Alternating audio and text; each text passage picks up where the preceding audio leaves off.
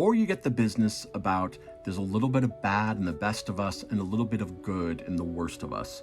A dangerous banalization of the fact, which is that there is incredible potential for good and for evil in every one of us. That is escapism, that posing evil as a problem instead of what it is, all the pain and suffering and waste and loss and injustice we will meet all our lives long and must face and cope with over and over and over and admit and live with in order to live human lives at all. The great fantasies, myths, and tales are indeed like dreams. They speak from the unconscious to the unconscious in the language of the unconscious, symbol and archetype.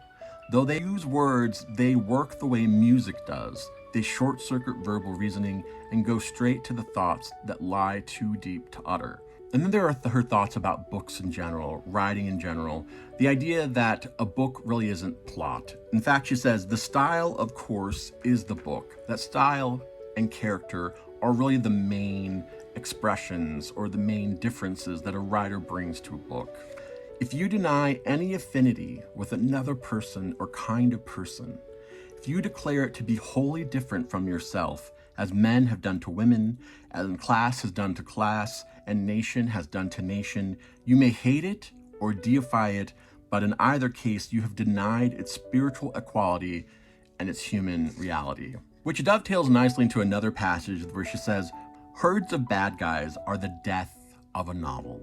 Whether they're labeled politically, racially, sexually, by creed, species, or whatever, they just don't work. And then there's a passage that really kind of speaks to one of the core things about Le Guin that I have noticed throughout this book, but also in some of the talks that I watched later on after finishing this, even later in her life. And that is, the pursuit of art then, by artist or audience, is the pursuit of liberty. And that line in particular really dovetails nicely into her thoughts about the commodification of writing and art in particular.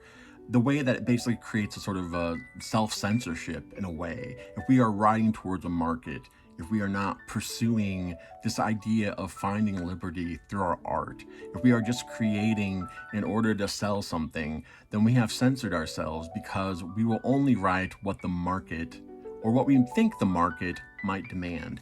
And that's the idea of when big money gets into things and hedge fund managers and people who are really only concerned with the bottom line, that becomes a form of censorship because we don't really allow for the complex and full spectrum of what writing can be.